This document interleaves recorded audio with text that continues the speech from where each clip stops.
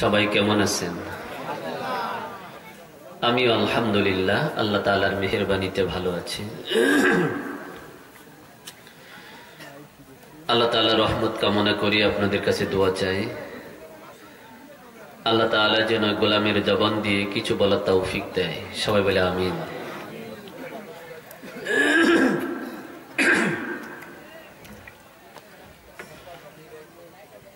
সম্মানিত উপস্থিতি, কোরআনের মাজলিসের আদব রক্ষা করতে আপনাদের কাছে বিনয়ের সাথে অনুরোধ জানাবো, আমরা দূরে যারা বসে আছি একটু কাছাকাছি আসা যায় কিনা।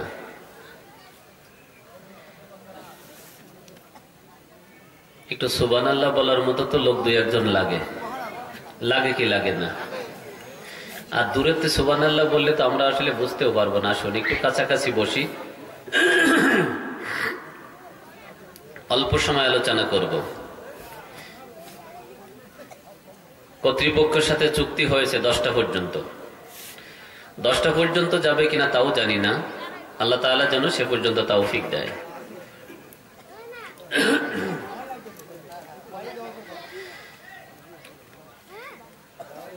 বিশেষ করে যারা আমরা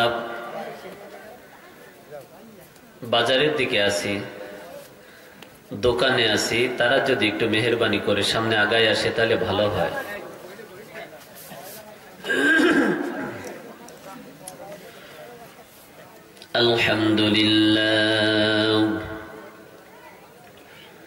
আলহামদুলিল্লাহি রাব্বিল আলামিন, والصلاة والسلام على رسوله محمد وعلى آله وأصحابه أجمعين، أما بعد فقد قال الله تعالى في كلامه المجيد وفرقانه الحميد। সবাই জবান খুলে পড়ি, কেউ জবান বন্ধ রাখবো না। আউযু বিল্লাহি মিনাশ শাইতানির রাজীম, বিসমিল্লাহির রাহমানির রাহিম। ইন্নাল্লাহা ওয়া মালাইকাতাহু يصلون على النبي يا أيها الذين آمنوا صلوا عليه وسلموا تسليما। درود إبراهيم পড়ি। اللهم صل على محمد وعلى آل محمد كما صليت على إبراهيم وعلى آل إبراهيم إنك حميد مجيد। اللهم بارك على محمد وعلى آل محمد كما باركت على إبراهيم وعلى آل إبراهيم إنك حميد مجيد। بلغ العلا بكماله كشف الدجى بجماله حسنت جميع خصاله صلوا عليه وعليه।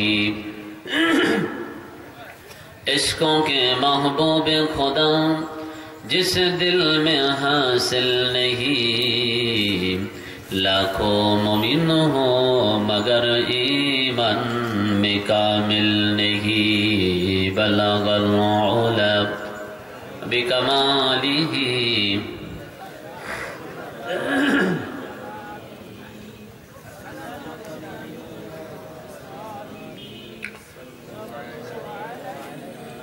হাজার ব্যথা বেদনার পরে ফিরে আসনি তুমি আপন ঘরে, হাজারো ব্যথা বেদনার পরে ফিরে আসনি তুমি আপন ঘরে।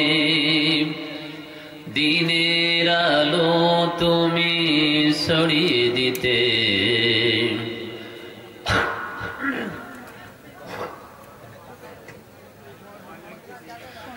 এসেছিলে মদিনায় মক্কা ছেড়ে হে রাসূল, তোমাকে ভুলি আমি কেমন করে হে রাসূল, তোমাকে ভুলি আমি কেমন করে। বালাগাল উলা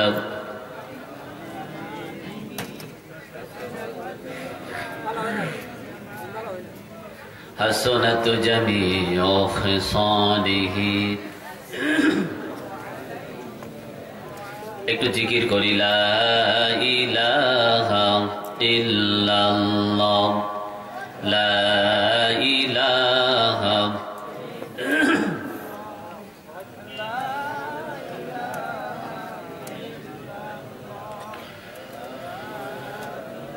পাখির গানে গানে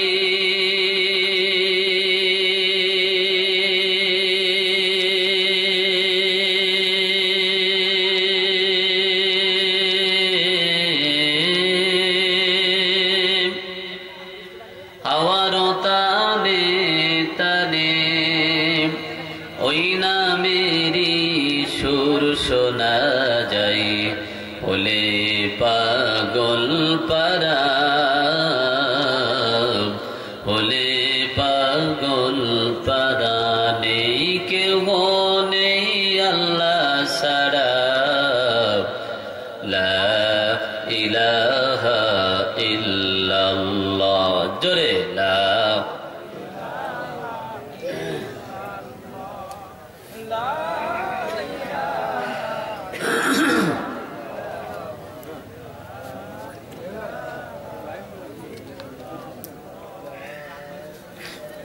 আলহামদুলিল্লাহ।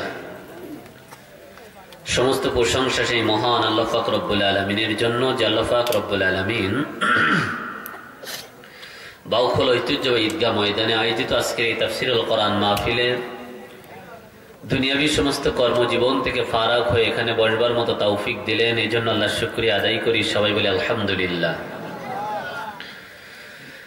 লাখো কোটি দুরুদ ও সালাম সেই মানবতার মুক্তির দিশারির জন্য, যিনি সাইয়্যিদুল মুরসালিন রহমাতাল লিল আলামিন, আকায়ে নামদার তাজেদার মদিনা আহমদ মুহাম্মদ মুস্তাফা সাল্লাল্লাহু আলাইহি ওয়াসাল্লামের উপর মাগফিরাত কামনা করি। হযরত আদম আলাইহিস সালাম থেকে নিয়ে আজ পর্যন্ত যত মুসলমান নরনারী দুনিয়া থেকে চিরবিদায় নিয়ে গহীন অন্ধকার কবরে শায়িত হয়ে আছে, তথা আজকের এই মাহফিলের আয়োজন যারা করেছে,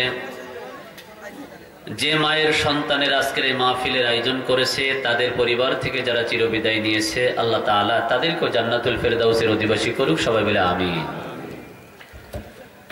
আমার দুইটা জিনিস প্রয়োজন এখন। একটা হলো ঘামার আগেই পাখার প্রয়োজন, কারণ একবার ঘেমে গেলে অ্যালার্জি, তো আমি কথা বলতে পারবো না। আর ঘামার পরে যদি পাখা আসে তাহলে আরো ক্ষতি। আর এইখানে একটা পাতা দেওয়া যায় কিনা, পোকা আসতেছে তো। অবশ্যই কর্তৃপক্ষ যুবক মানুষ, একটু কষ্ট করে দেখেন এগুলো করা যায় কিনা। প্রধান মেহমান যিনি আসছেন উনিও অত্যন্ত সুন্দর আলোচনা করবেন। পাকা সামনের দিক দিয়ে আসলে ক্ষতি হবে। জামান আল আজাদি সাহেব, ঢাকা। তো যিনি ঢাকা থেকে আমাদের মাঝে এসেছেন, তার আলোচনাটাই আমাদের বেশি শোনার দরকার। কি বলেন, ঠিক কি ঠিক না? এই জন্য অল্প সময় হলেও আমরা একটু বসি, এর উপরে প্রধান মেহমান আলোচনা করবেন। যেমনই আল্লাহ তাকে একটা বডি দিয়েছেন, আলোচনাও তেমন সুন্দর হবে। সাথে সাথে আজকের মাহফিলের সভাপতির আসন অলঙ্কৃত করবেন আপনাদেরই কৃতি সন্তান, সকলের শ্রদ্ধাভাজন ব্যক্তিত্ব, আমার অত্যন্ত কাছের মানুষ, ইঞ্জিনিয়ার শেখ আলাউর রহমান, সভাপতি বাউখালা পশ্চিমপাড়া জামে মসজিদ। আমি ইতিপূর্বেই শুনেছি যার অবদান এই মসজিদের জন্য অনেক অবদান রয়েছে। সভাপতি ও যুবক মানুষ, সম্পাদক যিনি, সেক্রেটারি ও যুবক মানুষ। আজকের মাহফিলের আয়োজন করেছে ও যুবকেরা। আবার আল্লাহ পাক রাসূল সাল্লাল্লাহু আলাইহি ওয়াসাল্লামের আল্লাহ রসুল সাল্লাল্লাহু আলাইহি সাল্লামের সহযোগিতা করেছেন ও যুবকরা। ইসলামের ফাউন্ডেশন ও যুবকেরা। তাহলে মুরব্বীদের উপায় কি? মুরব্বীদের অবদান থাকলো কোথায়? মুরব্বীদের দায়িত্ব হলো দোয়া করা আর যুবকদেরকে সামনে আগানোর জন্য উৎসাহ যোগানো। এটা হলো মুরব্বীদের কাজ। যদি মুরব্বীরা উৎসাহ যোগায়, যুবকেরা অবশ্যই কাজ করতে আরো সাহস পাবে। আর উপস্থিত হয়েছেন মঞ্চে অত্যন্ত জ্ঞানীগুণী ব্যক্তিবর্গ। সবচেয়ে ভালো লেগেছে এই কাগজটায় 2 জন বক্তা আর 1 জন সভাপতি, 3 জনের নাম। আর কারো নাম কাগজে না থাকায় এই কর্তৃপক্ষকে হাজারো মারহাবা জানাই। সবাই বলি মারহাবা। অনেকে রাগও হতে পারে যে আমাদের একটু নাম থাকলে দোষই বাকি, কিন্তু সেই নাম পড়তে পড়তে মুখে ফেনা উঠে যায়। কথা বলেন ঠিক কি ঠিক না? এই জন্য পত্রিকায় এই কাগজে বেশি নামের দরকার নেই। বিনা কারণে নাম উঠানো আর বিনা কারণে ছবি তোলা তো আসলে কোনো প্রয়োজনই পড়ে না। ইচ্ছা করে গুনাহ কামাই করা। নাম কম থাকুক, নাম আমার ওখানে দরকার নেই। আমি যদি ব্যক্তি ভালো হই, মানুষের চিনতে সময় লাগবে না। আর আমি ব্যক্তি ভালো না, সারা জীবন ইসলামের বিরোধিতা করলাম, সব কথাগুলো ইসলাম বিদ্বেষীমূলক কথা বললাম, আচরণ ইসলাম বিদ্বেষী, কথা ইসলাম বিদ্বেষী, সবকিছু ইসলামের বিপক্ষে, আমার নামটা এখানে থাকা মানে বাটপারি করা। কথা বলেন ঠিক কি ঠিক না? এই জন্য কোরআনের সাথে কোনো বাটপারি চলবে না, ওয়াজ মাহফিলের সাথে কোনো বাটপারি চলবে না। ব্যক্তি ভালো হই, নাম ছড়াতে সময় লাগবে না। কথা বলেন ঠিক কি ঠিক না? আর নাম যদি চেতানোর দরকার হয় তাহলে মামি বিয়ে করতে হবে। বরিশালে একজন কয়, হুজুর কত কাজ করলাম নাম চেতলো না, কত কি যে করলাম কিছুতে নাম চেতলো না। একটু জোর কমাই দেন, একটু জোর কমাই দেন। নামাজ পড়লাম নাম চেতলো না, হজ করলাম নাম চেতলো না, রোজা রাখি নাম চেতে না, যেই মামিরে বিয়ে করছি নাম চেতছে। মানে বরিশালী ভাষা, মামিরে বিয়ে করলে তো নাম চেতবেই। এই জন্য নাম চেতানোর যদি দরকার হয় তাহলে মাহফিলের ময়দানে এসে এখানে পরিচয় দিতে হবে আমি গুন্ডা, তাহলে নাম চেততে পারে। কি বলেন ঠিক কি ঠিক না? আছে না এরকম কিছু চেয়ারম্যান মাহফিলের স্টেজে উঠে বলে আমি গুন্ডা।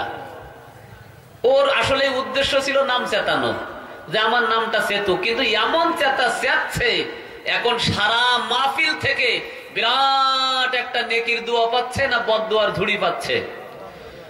এই বাংলাদেশে যতদিন মাহফিল চলবে এই চেয়ারম্যানের নামে ততদিন পর্যন্ত আল্লাহ তাআলা ওই গুনাহ লিখতে থাকবে। এমনই একটা কাজ করেছে, তাহলে নাম চেতে নাই? তো নাম চেতাতে গেলে এই ধরনের কাজ করতে হবে। কর্তৃপক্ষকে ধন্যবাদ জানাই যে কর্তৃপক্ষ এই কাগজে যে অতগুলো নাম দেয়নি, তারপরও আমরা যারা মাহফিলে আসব, ময়দানে বসবো, আল্লাহ আমাদের চিনবেন না? অবশ্যই চিনবেন। তো এখানে অনেক জ্ঞানীগুণী ব্যক্তি উপস্থিত রয়েছেন।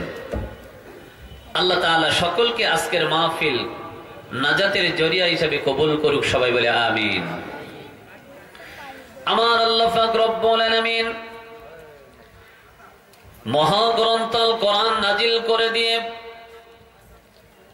গোটা মানব জাতির হিদায়াতমূলক বাণী দিয়ে এই পৃথিবীকে শান্ত অশান্ত পৃথিবীকে শান্ত করার জন্য আল্লাহ পাক রব্বুল আলামিন যুগে যুগে যেমন নবী রাসূল পাঠিয়েছিলেন, আবার নবী রাসূলদের জন্য ওই বাণী কিতাব দিয়েছিলেন। সর্বশেষ নবী আমাদের ভাগ্যে, যদিও সর্বশেষ নবী, তারপরেও আল্লাহ পাক রব্বুল আলামিন ঘোষণা দিয়েছেন সর্বোত্তম নবী। জোরে বলি সুবহানাল্লাহ। আমার আল্লাহ যেমন 1 নম্বর, আমার আল্লাহর কারো শরীক নাই। যিনি একটু আগে উর্দুতে হামদে বাড়ি তালা বলতেছিলেন, তার কথাগুলো ছিল এটাই যে আমার আল্লাহর সাথে কোনো শরীক নাই। আমার আল্লাহ যেমন তার সমতুল্য আর কেউ নাই, আমার আল্লাহর সমকক্ষ আর কেউ নাই। তেমনি ভাবে আমরা একজন নবী পেয়েছি যার তুলনা আর পৃথিবীর কারোর সাথে হয় না। জোরে বলি সুবহানাল্লাহ। এমন একজন নবী, এমন একজন মহামানব আল্লাহ পাক রব্বুল আলামিন যাকে সৃষ্টি করে, যার সৃষ্টির মাধ্যমে নবুয়তি দরজা শেষ হয়েছে, যার সৃষ্টির মাধ্যমে রাসূলের দরজা শেষ হয়েছে, যার সৃষ্টির মাধ্যমে অপূর্ণতাকে পূর্ণতায় রূপ দিয়েছে। জোরে বলি সুবহানাল্লাহ। এমন একজন মহামানব পেয়েছি, তিনিও আমাদের জন্য এক নম্বর, যার কোনো তুলনা হয় না। আবার এমন একটা গ্রন্থ পেয়েছি, সে গ্রন্থটাও এক নম্বর, যে গ্রন্থের ভিতরে কোনো সন্দেহের অবকাশ থাকে না। জোরে বলি সুবহানাল্লাহ। পৃথিবীতে অনেক ধর্মগ্রন্থ, মানব রচিত গ্রন্থ, আল্লাহ পাক রব্বুল আলামিন প্রেরিত গ্রন্থ, সব গ্রন্থ মিলে কিছুটা খলতমলত হয়, উলটপালট হয়। আল্লাহ পাক রব্বুল আলামিনের ওই শিবানী যত ধর্মগ্রন্থ রয়েছে, সব গ্রন্থের ভিতরে কিছুটা উলটপালট হয়েছে, কাল বিবর্তনে বহুত উলটপালট হয়ে যায়। কিন্তু এমনই একটা গ্রন্থ আমরা পেয়েছি যেটার নাম হলো আল কোরআন, কোরআনুল কারীম যেটাকে বলা হয়। এ কোরআনুল কারীম এমন একটি মহাগ্রন্থ যার ভিতরে কোনো খলতমলত নাই, কোনো উলটপালট নাই। এমনকি কোরআনের একটা হরফের পরিবর্তন করার সাধ্য গোটা পৃথিবীর কারো নাই। জোরে বলি সুবহানাল্লাহ। আমার আল্লাহ পাক রব্বুল আলামিন মহাগ্রন্থ আল কোরআন নাজিল করে চ্যালেঞ্জ করেছেন, ও পৃথিবীবাসী শুনে নাও, কত মানুষ কত কিতাবের ভুল ধরে, আবার যারা লেখক কিতাব লেখে তারাও বলে যদি আমার এই গ্রন্থের ভিতরে কোনো ভুল থাকে তাহলে ধরিয়ে দিলে পরবর্তী সংস্করণে সেটা সংশোধন করব। এমনি ভাবে প্রত্যেক রাইটার তার কিতাবের দুর্বলতা প্রকাশ করে, কিন্তু আমার আল্লাহ পাক রব্বুল আলামিন মহাগ্রন্থ আল কোরআনের কোন দুর্বলতা প্রকাশ করে নাই, বরং চ্যালেঞ্জ করেছে এই কিতাবের ভিতরে কোনো সন্দেহ নাই। যালিকাল কিতাবু লা রাইবা ফীহি হুদাল লিল মুত্তাকিন। আমার আল্লাহ পাক রব্বুল আলামিন বলেন, ও পৃথিবীবাসী শুনে নাও, এটা এমন একটি গ্রন্থ, এমন একটি কিতাব যার ভিতরে কোনো সন্দেহ তো দূরের কথা, সন্দেহের সংশয় পর্যন্ত নাই। এ মহাগ্রন্থ আল কোরআন আমি আল্লাহ পাক রব্বুল আলামিন নাজিল করেছি, আবার আমি আল্লাহ এই মহাগ্রন্থর হেফাজতকারী। জোরে বলি সুবহানাল্লাহ। আরো জোরে বলি সুবহানাল্লাহ। যে ব্যক্তি এই কোরআনের কাছে আসবে, কোরআনকে মেনে নিবে, কোরআন অনুযায়ী জীবন পরিচালনা করবে, এই মহাগ্রন্থ আল কোরআন তাকে সম্মানিত করবেন, তাকে অপমানিত করবেন না। গোটা সমাজের ভিতরে এ কোরআন যে ব্যক্তি ধারণ করবে, লালন করবে, পালন করবে, কোরআন অনুযায়ী জীবন পরিচালনা করবে, এ কোরআন তাকে সম্মানিত করবে, সম্মানের আসনে উঠাবে। এটা আল্লাহ পাক রব্বুল আলামিন অগণিত প্রমাণ দিয়ে দিয়েছে। যেমনই কোন ব্যক্তি যদি গার্মেন্টসের দোকানে যায়, ওই গার্মেন্টস ফ্যাক্টরি থেকে অনেক দামি কাপড় চোপড় কিনে নিয়ে আসে, কেউ তার স্ত্রীর জন্য, ছেলের জন্য, মেয়ের জন্য অনেক দামি কাপড় ক্রয় করে।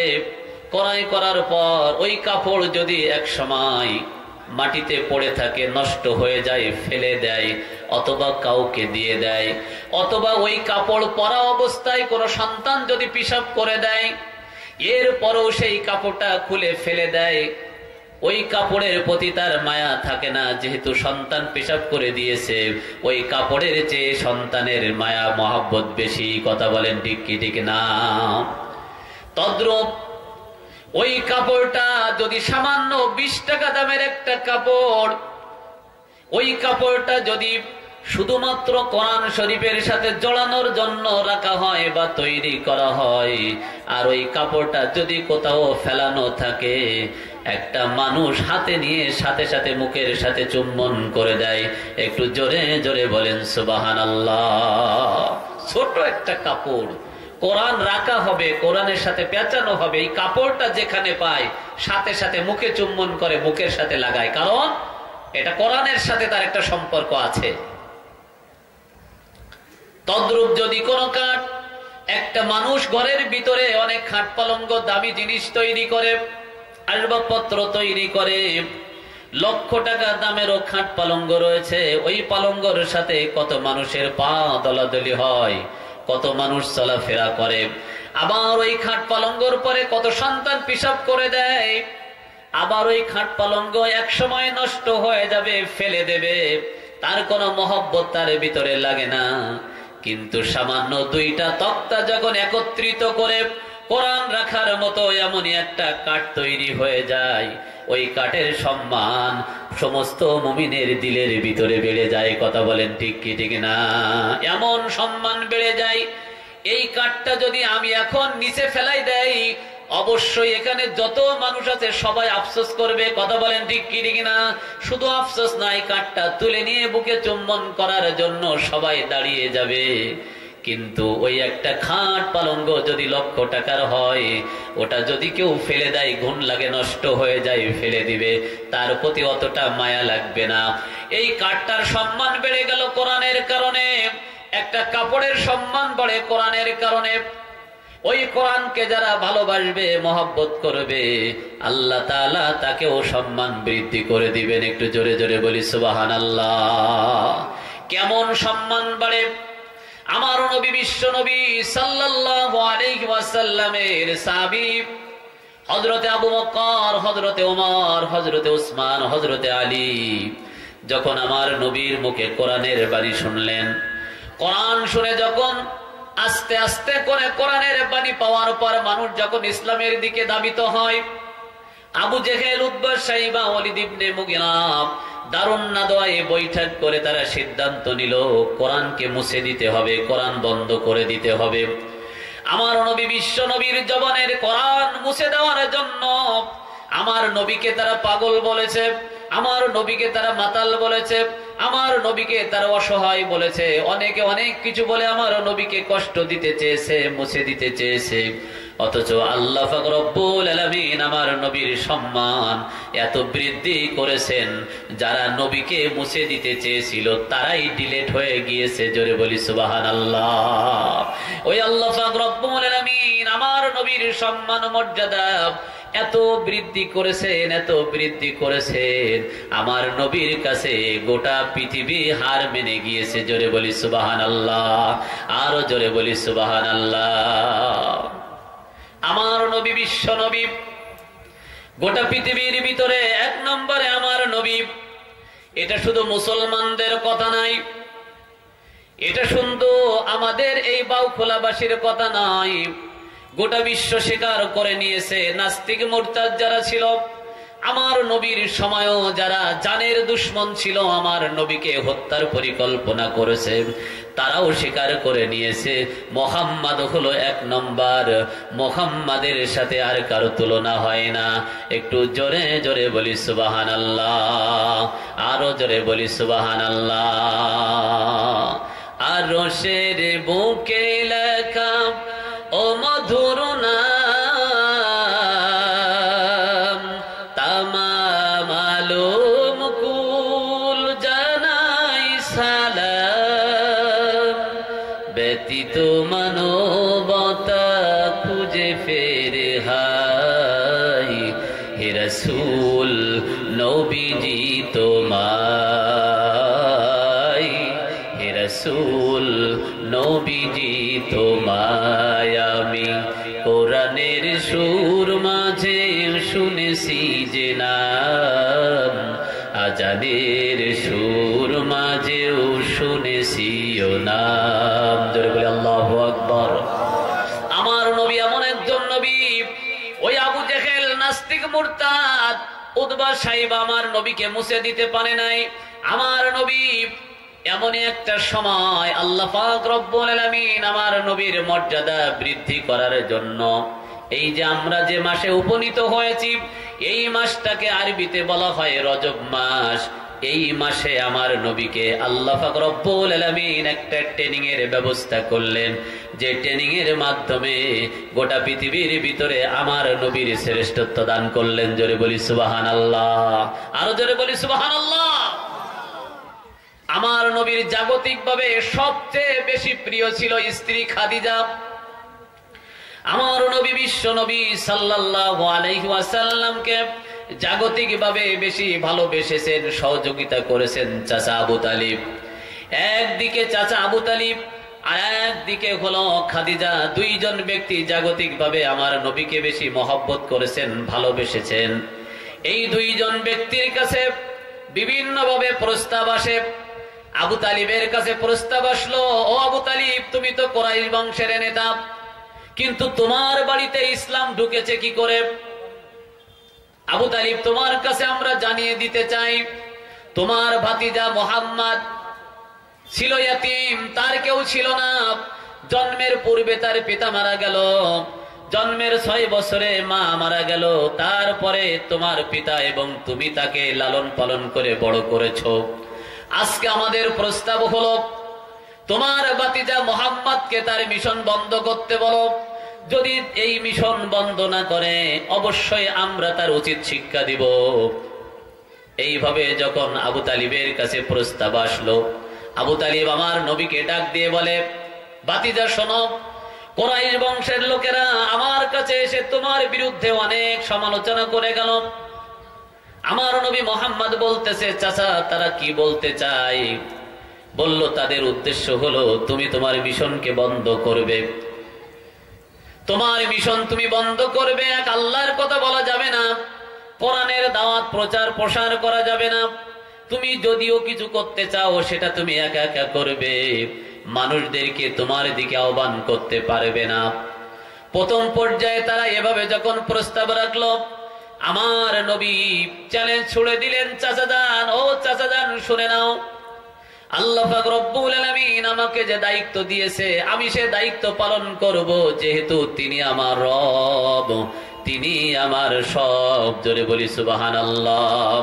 আল্লাহ আমার রব, এই রবি আমার সব। আল্লাহ আমার রব, এই রবি আমার সব।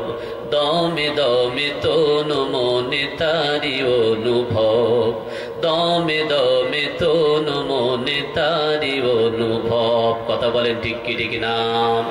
আল্লাহ পাক রব্বুল আলামিন যেহেতু আমার রব, আমি আল্লাহর কথা বলবো, আল্লাহর হুকুম মোতাবেক জীবন পরিচালনা করব। এভাবে আমার নবী যখন বলে দিলেন, কাফেরের দল আবার আবু তালিবের কাছে প্রস্তাব নিয়ে আসলো। দেখলো এইভাবে হবে না, একটা নতুন কৌশল এঁকে দিল। এবার বলতেছে, আবু তালিব, আমরা একটা মুহাম্মাদের জন্য একটা সুন্দর প্রস্তাব নিয়ে এসেছি। মুহাম্মাদের প্রতি আমাদের দাবি হলো, মুহাম্মদ যদি চায় এদেশে সবচেয়ে সুন্দরী মেয়েকে বিবাহ করতে, আমরা অবশ্যই আমাদের সবচেয়ে সুন্দরী মেয়েকে মুহাম্মাদের জন্য পছন্দ করে দিব। মুহাম্মদ যদি চায় এদেশে রাষ্ট্র ক্ষমতা পাইতে, আমরা মুহাম্মদকে রাষ্ট্রীয় ক্ষমতা দিয়ে দিব। মুহাম্মদ যদি নেতৃত্ব দিতে চায় তাও দিয়ে দিব। মুহাম্মদ যদি চায়, মুহাম্মদ যদি সব চাইতে ধনী হতে চায়, আমরা সেটাও তার জন্য সুযোগ রাখলাম। 3টা অপশন থাকলো মুহাম্মাদের জন্য। যদি সম্পদ চায় আমরা সম্পদ দিব, যদি নারী চায় নারী দিব, মুহাম্মদ যদি ক্ষমতা চায় ক্ষমতা দিব। এটা মুহাম্মাদের জন্য সুযোগ রয়েছে। মুহাম্মদকে বলে দাও ওই কোরআনের আওয়াজ যেন আর প্রচার না করে। মুহাম্মদকে বলে দাও যেন কোরআন প্রচার না করে, যা চায় আমরা তাই দিব। আমার নবী বিশ্ব নবী সাল্লাল্লাহু আলাইহি ওয়াসাল্লামকে আবার প্রস্তাব দেওয়া হলো চাচার মাধ্যমে। দেখবেন যখন কেউ ইসলামী আন্দোলনের কাজ করে, ইসলামের কথা বলে, কোরআনের কথা বলে, ইসলামী আন্দোলনকে ভালোবাসতে চায়, হয় তার বাপের দিয়ে ধরা হয়, নাই তার চাচারে দিয়ে ধরা হয়, নাই তার মামুরে দিয়ে ধরা হয়। বলা হয়, খবরদার ছেলেটাকে ফিরায় আনো, কোনো না কোনো সময় হয়তো জঙ্গি হয়ে যেতে পারে। কথা বলেন ঠিক কি ঠিক না? ভুল বোঝানো হয়। একটা যুবক যখন ইমাম সাহেবের সাথে সম্পর্ক হয়, যুবক তখন নামাজি হয়ে যায়। কথা বলেন ঠিক কি ঠিক না? একটা যুবক যখন মসজিদের দিকে অগ্রসর হয় তখন আল্লাহর সাথে সম্পর্ক হয়ে যায়, নামাজি হয়ে যায়, ভালো হয়ে যায়। আর এই ভালো হওয়াটাকে ওই শ্রেণীর মানুষ মনে করে যদি যুবকরা নামাজি হয়ে যায়, ভালো হয়ে যায়, তাদের জন্য সমস্যা হয়ে যেতে পারে। আমার নবীর কাছে প্রস্তাব আসলো, মুহাম্মদ এই তিনটা অপশন দেওয়া হয়েছে, কি করবা?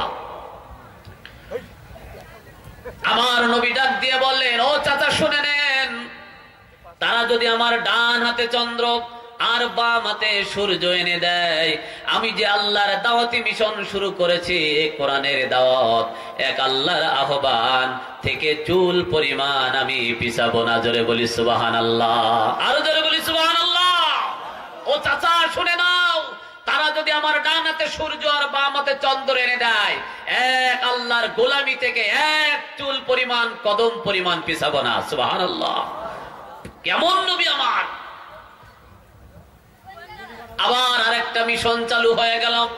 চিন্তা করলো না, মুহাম্মদকে তো লোভ দিয়ে কাজ হয় না, মুহাম্মদকে নারী দিয়ে কাজ হবে না, মুহাম্মদকে তো ক্ষমতার লোভ দেখাও হবে না, তাহলে মুহাম্মদকে ঘায়েল করার কি আছে? আবার আরেকটা চক্রান্ত, বিভিন্ন ভাবে পদে পদে একের পর এক আরেক চক্রান্ত নিয়ে আসলো। মুহাম্মদ একটা কাজ করো, সেটাও হলো কিছুদিন আমরা তোমার আল্লাহর ইবাদত করি, আর কিছুদিন তুমি আমাদের দেব দেবীর পূজা করো। কত সুন্দর একটা কথা কায়দা করে নিয়েছে, কিছুদিন তোমার আল্লাহর ইবাদত করি, আমরা সবাই তোমার সাথে থাকবো, আর কিছুদিনের জন্য তুমি আমাদের দেব দেবীর পূজা করবা। মানে এটাও চলবে ওটাও চলবে, আমরা হলি তো মেনে নিতাম। কি বলেন, ঠিক কি ঠিক না? সুন্দর কৌশল। এই যদি তুমি করতে পারো তো তোমাকে আমরা বিনা ভোটে এদেশের প্রেসিডেন্ট বানাই দেব। এক সুযোগ কি ছাড়া যায়? বিনা ভোটে প্রেসিডেন্ট হওয়া এ সুযোগ তো ছাড়া যায় না, কারণ নির্বাচনে গেলে শুধু লাভ, ভোটে পাশ করতে পারলেই লাভ। কথা বলেন ঠিক কি ঠিক না? এই এলাকার মেম্বারদের, চেয়ারম্যানদের কথা বলবো না, কিন্তু নির্বাচনে গেলেই লাভ। তার মানে গাড়ি বাড়ি হতে আর সময় লাগে না। কথা বলেন ঠিক কি ঠিক না? এই কথা বলেন ঠিক কি ঠিক না? আরে বাবা, নির্বাচনে গেলি লাভ। আমার নবীরে বলে দিলেন, মুহাম্মদ তোমার জন্য একটা সুযোগ আছে, দেখো কি করা যায়, তুমি চিন্তা করে দেখো। আমার নবী মুহাম্মদ রাসূলুল্লাহ সাল্লাল্লাহু আলাইহি ওয়াসাল্লাম বললেন, আল্লাহ পাক রব্বুল আলামিন আমার নবীর দিকে তাকিয়ে সূরা কাফিরুন নাজিল করে দিয়ে বললেন, কুল ইয়া আইয়ুহাল কাফিরুনা লা আ'বুদু মা তা'বুদুন। এ মুহাম্মদ, এতদিন তুমি বলতে চাচা, এতদিন বলতে ভাই, এতদিন সম্মান করতে, আজকে আর সম্মান সূচক শব্দ ব্যবহার করা যাবে না। আজকে ডাইরেক্ট অ্যাকশন করে বলে দাও, হে কাফের সম্প্রদায়। আগে তো চাচা বলতে, এখন আর চাচা বলা যাবে না, ডাইরেক্ট বলো কাফের সম্প্রদায়, কখনো আমি তোমাদের ওই দেবদেবীর পূজা করব না, আর তোমরাও কোনোদিন আমার আল্লাহর পূজা করবা না। এটা আমি জানি, আমি কোনোদিন তোমাদের ওটা মাথা পেতে নেব না, মানবো না, কারণ জানি তোমরা কোনোদিন আমার এটাকে মেনে নিবে না। তোমাদের দিন তোমাদের জন্য, জীবন ব্যবস্থা যা করো তোমরা তার ফল পাবার, আমি যেটা করি এটার ফল আমি পাবো, এটা আল্লাহ আমার জন্য রেখেছে। জোরে বলে আল্লাহু আকবার। আমার নবী সেদিন ওই বিনা ভোটে চেয়ারম্যান হওয়ার দিকে যায়নি। কেন যায়নি? আজকে যদি আমরা মনে করতাম যে হ্যাঁ এরকম ক্ষমতা পেলে ঠেলে কিডা, পায় কিডা, এই জন্য জমি জায়গা বেশি অনেকে নির্বাচন করে। কথা বলেন ঠিক কি ঠিক না? আমরা গরিব, আমাদের দেখার মতো কেউ নাই। গরিব মানুষ কত কষ্ট করে একটা ভোটের জন্য, ভোটের আগে খুব হাত পা ধরাধরি কত কিছু করে, ভোটের পরে গরিবের আর দেখার কেউ থাকে না। আমরা গরিব, আমাদের দেখার মতো কেউ নাই। ক্ষমতাতে জাতি পারলে জীবনে একবার, গাড়ি বাড়ি হতে বাইরে দেরি হয় না তার। কথা বলেন ঠিক কি ঠিক না? ক্ষমতাতে যেতে পারলে জীবনে একবার, গাড়ি বাড়ি হতে বাইরে দেরি হয় না তার। তাই তো মন চাই সব বেচিয়া ভোটেতে দাঁড়াই, তাই তো মন চাই সব বেচিয়া ভোটেতে দাঁড়াই। আমরা গরিব, আমাদের দেখার মতো কেউ নাই। আমরা গরিব, আমাদের দেখার মতো কেউ নাই। ভোটের আগে চান্দু চাচা কইল আমাকে রে, এমপি যদি হতে পারি দেব গোলা ভরে। এখন দেখি চান্দু চাচার খোঁজ কথাও নাই পাই, আর পাওয়া যায়? আরে বাবা, ভোটের আগে কত দেবো, তা দেবো, কত কিছু দেবো, আকাশ দিয়ে আমরা তারকা নামাই দেবো, জমিন ভেঙে রাস্তা বানাই দেবো, রাস্তা ভেঙে খাল বানাই দেবো, কত কিছু কয়, কিন্তু পরে আর দেখা যায় কারোর খুঁজে না পাওয়া যায়। এই কথা বলেন ঠিক কি ঠিক না? ওরে বাবা, এরপরে একবার কোন কায়দায় যদি একটা সংগঠন, যে কোনো একটা সংগঠনের সভাপতি সেক্রেটারি হই কোন কায়দায় পেট একটু মোটা সোটা বানাতে পারলি, মনে হয় যেন পেটের মধ্যে কতগুলো ডিম আছে জাপানি মাছের মতো, তার ঠিক নেই। খাইয়ে খাইয়ে এরপরে ঘাড় মাড় ফুলুই, ওরে নেতার অ্যাকশন কি? একটা বল ঠিক কি ঠিক না? নেতার অ্যাকশনের গুতো এলাকায় বসবাস করা যায় না। এমন হয়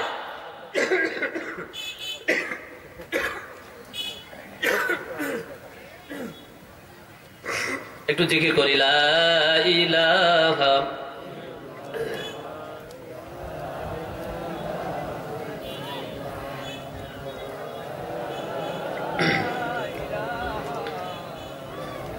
এরকম চলবে? এর চেয়ে বেশি জিকির হবে না? এমন হতে পারে যে জিকির যারা করবে তারা তো সরমনায় চলে গেছে, জিকির আমরা করি করবো কি? জিকির করে সরমনা আল্লাহরা। জিকির তো সরমনার জন্য না, জিকির তো সবার জন্য, কি তাই না? জিকির সবার জন্য, কিন্তু অনেকের ধারণা আছে সরমনা আল্লাহরা জিকির করবে, জামাত ইসলাম আল্লাহরা জিয়াদ করবে, তাবলিগ আল্লাহরা শুধু দাওয়াত দেবে, এই তাই না? আমাদের ভিতরে এটা মানে আমরা জানি এই তিন দলে তিন রকম কাজ, এক দলের জিকির, এক দলের দাওয়াত, আর এক দলের জিহাদ। কিন্তু আসলে সবকিছু মিলাই কিন্তু ইসলাম। কি বলেন ঠিক কি ঠিক না? আর আল্লাহর নামে জিকির করবেন, এতে তো একটা মজাই লাগবে, মজাই আলাদা। আল্লাহকে ডেকে দেখেন, আপনার মনের ভিতরে তৃপ্তি আসবে। আপনি যদি আমার নাম বলেন তাওহীদুর রহমান, তাওহীদুর রহমান, একটা সব হবে না। আপনি এমপির নাম বলবেন, সব হবে না। মন্ত্রীর নাম বলবেন, সব। প্রধানমন্ত্রীর নাম নিয়েও যদি সারাদিন জিকির করেন, সব হবে না। কারোর নাম নিলে সব হবে না, ইমাম সাহেবের নাম নিলেও সব হবে না, কিন্তু আল্লাহর নাম নিলে সব হবে। কথা বলেন ঠিক কি ঠিক না? আর আল্লাহ পাক রব্বুল আলামিনকে আপনি যদি একবার আল্লাহু আকবার বলে ডাক দিতে পারেন, আল্লাহ পাক রব্বুল আলামিন আপনার প্রতি খুশি হয়ে যায়। জোরে বলি সুবহানাল্লাহ। যেহেতু আল্লাহু আকবার এই শব্দটা শুনলে আল্লাহ অত্যন্ত খুশি হয়, কারণ আমরা তাকে বড় মনে করি। জোরে বলি সুবহানাল্লাহ। আপনি যদি কারো বড় মনে করেন, আজকে সভাপতি সাহেব যুবক মানুষ, আজকের দিনে সভাপতি, আল্লাহ করুক তারে কোটিপতি, সবাই বলে আমিন। সভাপতি সাহেবের মনের ভিতর অনেক আনন্দ, কেন? যে আজকে এতগুলো মানুষের ভিতরে আমাকে বড় করেছে। কথা বলেন ঠিক কি ঠিক না? এই জন্য আপনি যদি কারো বড় করেন, সে আপনার প্রতি খুশি হয়। আল্লাহকে যদি আপনি বড় করেন, আল্লাহ খুশি হবে না? আল্লাহু আকবার বলো, আল্লাহু আকবার, আল্লাহু আকবার বলো, আল্লাহু আকবার।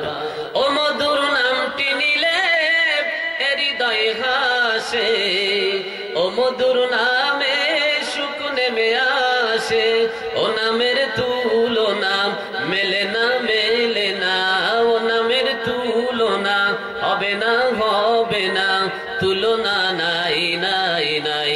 এসো না আল্লাহর নামে গান গাই, এসো না মনো প্রাণ জুড়াই। আল্লাহু আকবার বলো, আল্লাহু আকবার, আল্লাহু আকবার বলো, আল্লাহু আকবার। জোরে বলে আল্লাহু আকবার। আমার আল্লাহ পাক রব্বুল আলামিন আমার নবী, বিশ্ব নবী মুহাম্মদ রাসূলুল্লাহ সাল্লাল্লাহু আলাইহি ওয়াসাল্লামকে দায়িত্ব দিলেন, এক আল্লাহর দ্বীন আল্লাহর জমিনে প্রতিষ্ঠা করতে হবে, আর কোরআন দিয়ে এ জমিন পরিচালনা করতে হবে। দায়িত্বটা কার? আরো জোরে বলেন, দায়িত্বটা কার? ওই আল্লাহ পাক রব্বুল আলামিনের মিশন যখন চালু করে দিলেন, একের পর এক কাফের বেঈমানেরা চক্র, যেহেতু তারা জনগণের বন্ধু, কিন্তু বিচার যদি কোন নেতার কাছে দেই, ওই নেতা কিন্তু সঠিক বিচার করতে চায় না। বিচার মসজিদে হবে, সকলের উপস্থিতিতে বিচার হবে, গোপনে নয়। সবাই হতবাক হয়ে গেল, কি বিচার হবে? আমিরুল মুমিনিন কোন বিচারে কায়েম করবে? মহিলাকে ডেকে আনো, আর আমি মসজিদে বসে থাকলাম, এখানেই বিচার হবে। মহিলাকে যখন ডেকে আনা হচ্ছে, মহিলার দুটো বাচ্চা ছোট, আরেকটা বাচ্চা বড়, তিনটা বাচ্চা নিয়ে মহিলা আসতেছে। সবাই চিন্তা করলে এই মহিলা আজকে কত বড় বেয়াদবি করেছে তার ঠিক নেই। আর আমিরুল মুমিনিন ওমরের বিচার একটু ছাড় দেবে না, মহিলার আজকে জীবন শেষ। কি বেয়াদবি করেছে এই মহিলা তার ঠিক নেই। বিধবা মহিলার ভিতরেও ভয় কাজ করতেছে, না জানি কি হয়ে যায়। মহিলা 3টা সন্তান নিয়ে যখন আমিরুল মুমিনিনের কাছে উপস্থিত হয়েছে, মসজিদে ভরা মুসল্লি, তারা চিন্তা করলো ঘটনা একটা ঘটে যাবে। আমিরুল মুমিনিন ওই মহিলা যখন কাছাকাছি আসলেন, নিজের রুমালটা, পাগড়ি, মাথার পাগড়িটা খুলে একটা মাথা গলায় সুন্দর করে পেঁচাইয়া দিলেন, আর একটা মাথা ওই মহিলার কাছে দিয়ে বললেন, এবার টান দাও, এ মহিলা টানো। আমিরুল মুমিনিন ওমরের গলায় একটা মাথা পেঁচাই দিয়ে আরেকটা মাথা মহিলার কাছে দিয়ে বলো, টানো মসজিদের ভিতরে, এই দেশের বাদশাকে টানো। এই আমিরুল মুমিনিন আর বলা যাবে না ওমরকে টানো, ওমরের গলায় দড়ি দিয়ে টানতে থাকো। সমস্ত উপস্থিতি হতবাক হয়ে গেল। আমরা যাকে প্রেসিডেন্ট বানালাম, অর্ধ পৃথিবীর বাদশা আমিরুল মুমিনিন গলায় গামছা পেঁচায়া, পাগড়ি পেঁচায়া মহিলার বলতেছে টানো। আমরা তো ভেবেছিলাম মহিলা অপরাধ করেছে, আমিরুল মুমিনিনের কি অপরাধ হয়ে গেল? মহিলা চোখের পানি ছেড়ে দিয়ে বললেন, আমিরুল মুমিনিন, আমি কেন, আমার পিতামাতা আপনার উপর কুরবানি হয়ে যাক, কেন এত বড় কাজ আপনি করতেছেন? আমিরুল মুমিনিন একটু খুলে বলুন। আমিরুল মুমিনিন বলতেছে, ওগো মহিলা শুনে নাও, গত রাতে তোমার বাসায় আমি গিয়েছিলাম, আমি সেই ওমর, কিন্তু আমার দুঃখ হলো তুমি ক্ষুধার্ত ছিলে, তোমার বাচ্চা ক্রন্দন করতেছিল, এই অবস্থাটা আমার জানা ছিল না।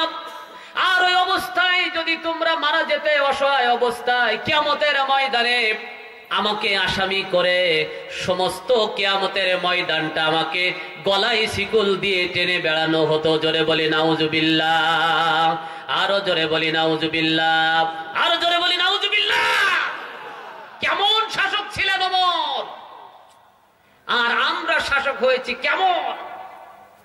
দাও খোদা দাও আমায় আবার ওমর দারাজ দিল, দাও খোদা দাও আমায় আবার ওমর দারাজ দিল, দাও আলীর মতো বীর সেনানি, আলীর মতো বীর সেনানি জাগাতে নিখিল, দাও খোদা দাও আমায় আবার ওমর দারাজ দিল। জোরে বলি আল্লাহুম্মা আমিন। ওমরের শাসন দেখে গোটা পৃথিবী যদি শিক্ষা না নেয়, আর শিক্ষা কবে নিবে? কথা বলেন ঠিক কি ঠিক না? ভারতের একজন মন্ত্রী তার বক্তব্য পার্লামেন্টে বলেছে, এই অশান্ত পৃথিবীটা যদি আবার শান্তি ফিরায় আনতে হয়, মুহাম্মদ সাল্লাল্লাহু আলাইহি ওয়াসাল্লাম তো আর আসবে না, কিন্তু ওমরের মতো একজন শাসক দরকার। জোরে বলি আল্লাহু আকবার, আরো জোরে বলি আল্লাহু আকবার। আর আমরা চাই ওই ব্যক্তিরে মসজিদের সভাপতি বানাতে হবে, ওই ব্যক্তিরে সেক্রেটারি বানাতে হবে যে অন্তত আইনি খাত পারবে। কথা বলেন ঠিক কি ঠিক না? আমরা যুবক সভাপতি সেক্রেটারি খুঁজে পাই না, ইমানদার সভাপতি সেক্রেটারি খুঁজে পাই না। এমন কিছু শয়তান বদমায়েশ মসজিদ মাদ্রাসা প্রতিষ্ঠানের সভাপতি সেক্রেটারি বানায়, ওরা চলবে আর খাবে, কোনো হিসাব থাকবে না। কথা বলেন ঠিক কি ঠিক না?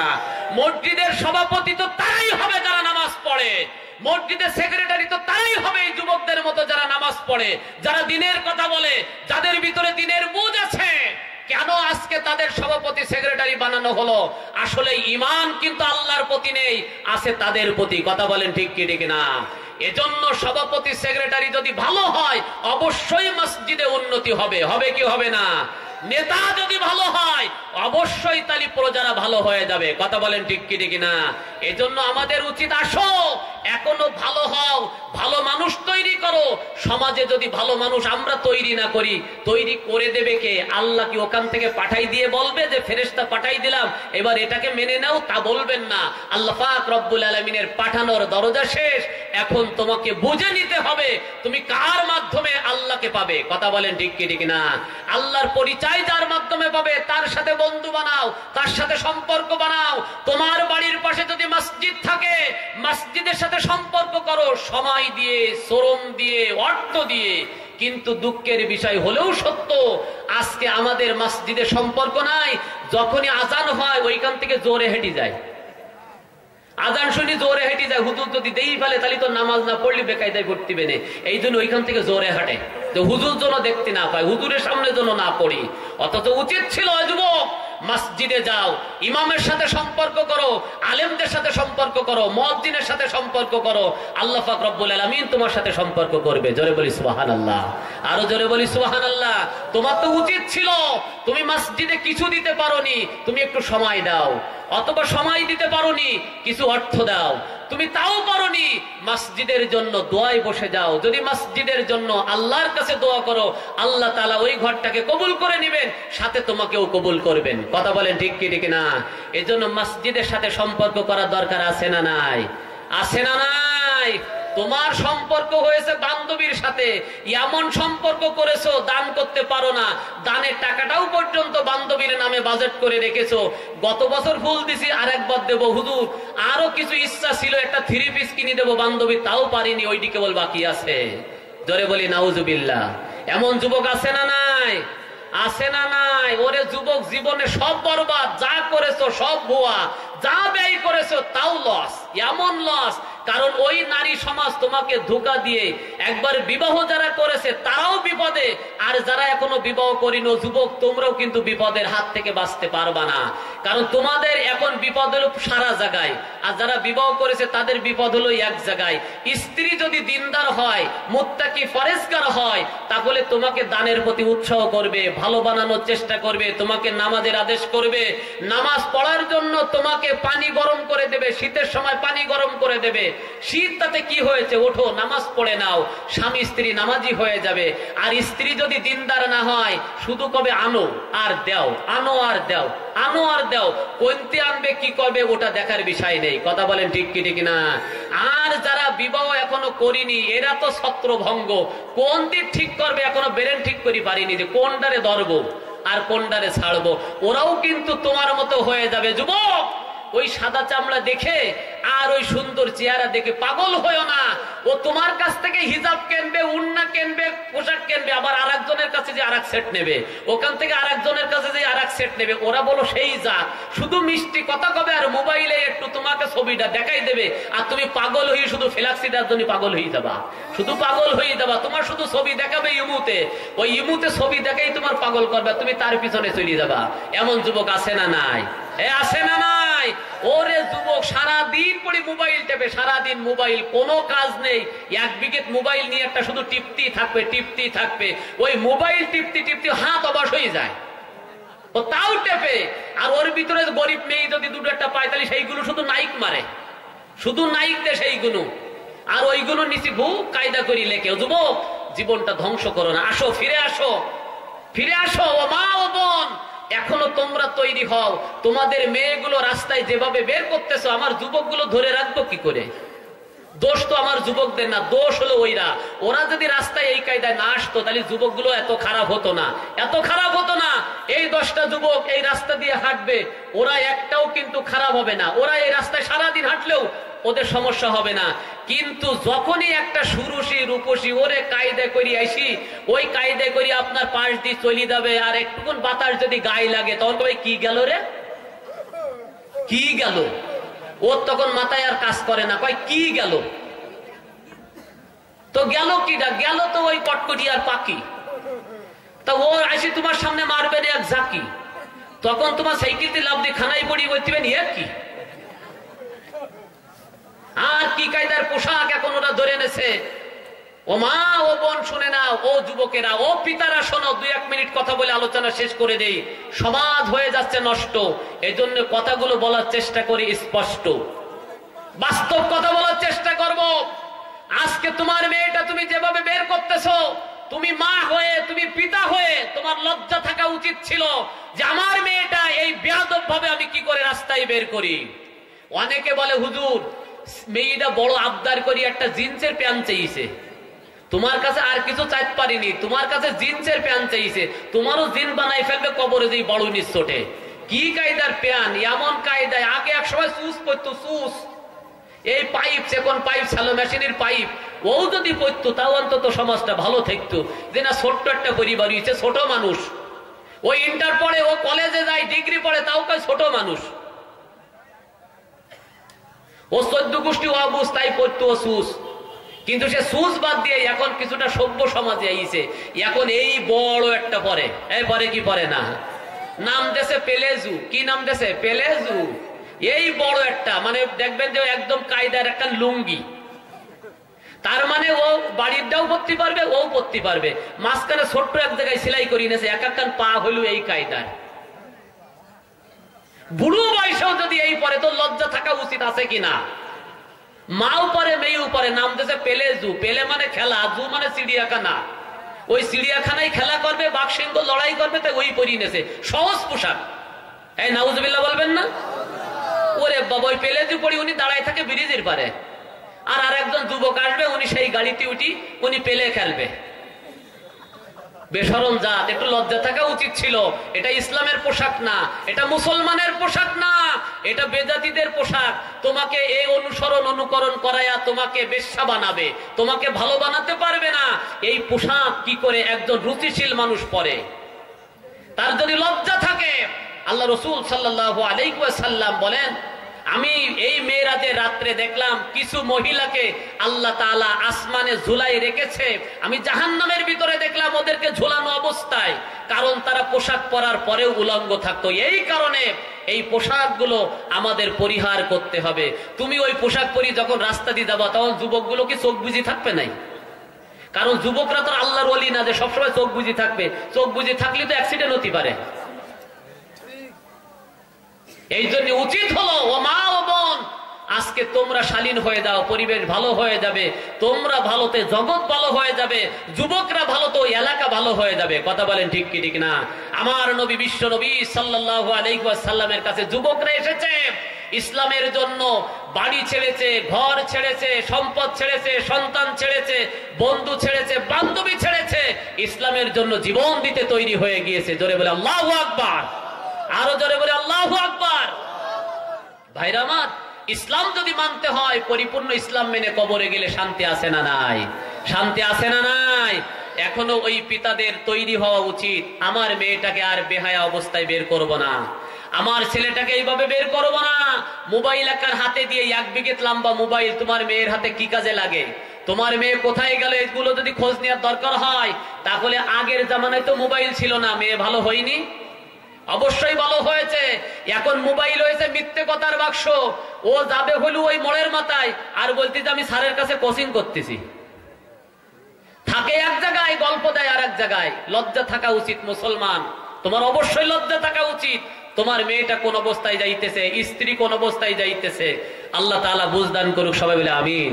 এজন্য আসুন, কর্তৃপক্ষ মসজিদের পক্ষ থেকে আজকে এখানে কোরআনের আয়োজন করেছে। এই কোরআনের আওয়াজটাকে ধরে রাখার জন্য, চালু করার জন্য এক শ্রেণীর মানুষ থাকবে যারা কোরআনের পক্ষে কথা বলবে, আর এক শ্রেণীর মানুষ থাকবে যারা কোরআনের পক্ষে কথা বলার জন্য তারা উৎসাহ যোগাবে। কথা বলেন ঠিক কি ঠিক না? কিন্তু দুঃখের বিষয় হলেও সত্য, আমি যে কথা বলতেছিলাম, এমন শ্রেণীর কিছু মহিলা আমাদের সমাজে জন্ম নিয়েছে, সংসারের ভিতরে এমন অশান্তি ঘটায়, ওই অশান্তি করতে করতে সমাজটাও 12 বাজায় দেয়। কথা বলেন ঠিক কি ঠিক না? ওরে বাবা, আত্মাগির অ্যাকশন কি কয়, আমি হই এই বিটার ঘর করি গেলাম, অন্য কেউ বলি ঘর করতো না। এই কথা বলেন ঠিক কি ঠিক না? আমার মতো বউ পাই বাইসি গেলি। ওরে বাবা, কি কায়দার উনি! তার মানে বিরাট সংসার করা মহিলা। ওরা মহিলা জগতে আর নেই, এমন কায়দা ভাব দেখায় কি দেখায় না? আমার মতো মহিলা পাই বেশি গেলি, জীবনে তো একটা শাড়িও কিনে দিলি না, তোমার সই ভালো কিছু জোটে না। ওমা, আমার নবী, বিশ্ব নবী বলেছেন, আল্লাহ তাআলার কাছে সবচেয়ে ঘৃণিত মহিলা হলো ওই মহিলা, সবচেয়ে নিকৃষ্ট মহিলা হলো ওই মহিলা, জাহান্নামের সবচেয়ে প্রথমে ঢুকবে ওই মহিলা যে তার জবান দিয়ে স্বামীর মনে কষ্ট দেয়। এই কথা বলেন কে? স্বামীর মনে কষ্ট দেয়, কথা দিয়ে, কাজে কর্মে স্বামীকে কষ্ট দেয়, বিভিন্ন ভঙ্গি দিয়ে স্বামীকে কষ্ট দেয়। স্বামীর কোনো কিছু সহ্য হয় না। স্বামী যদি একটা শাড়ি কিনিয়ে নিতে পারে, মানসি পরে কই চালি দেবে, ও মানসি পরে না। স্বামী কোনো কাপড় দিলে পছন্দ হয় না, স্বামী কিছু আনলে পছন্দ হয় না, কথায় কথায় স্বামীর প্রতি তুচ্ছতাচ্ছিল্য করে, স্বামীর মনে কষ্ট দেয়। আল্লাহ রাসূল বলেছেন, এই মহিলা জাহান্নামের ভিতরে সবচেয়ে আগে ঢুকবে। ওমা, ও বোন, স্বামীকে কষ্ট দিও না। কারণ স্বামী তোমার জন্য তো পাগল পারা, স্বামী তোমার জন্য মাঠে খাটে, স্বামী তোমার জন্য ভ্যান চালায়, স্বামী তোমার জন্য শীতে কষ্ট করে। কথা বলেন ঠিক কি ঠিক না?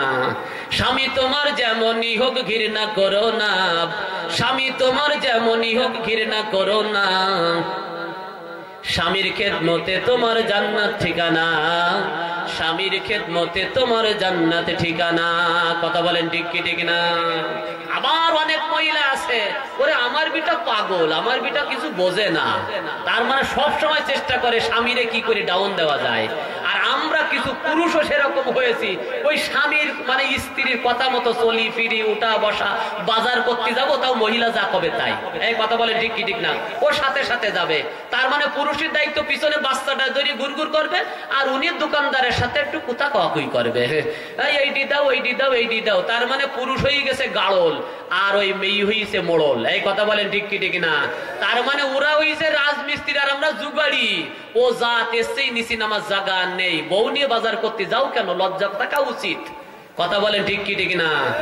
আমি বলতেছিলাম আমার তালা বাজার থেকে একজন যাচ্ছে পাটলিঘাটায় জুয়েলার্সের দোকানে হালখাতা করতে, তা আমি বলতেছি ভাবি যাচ্ছে কেন?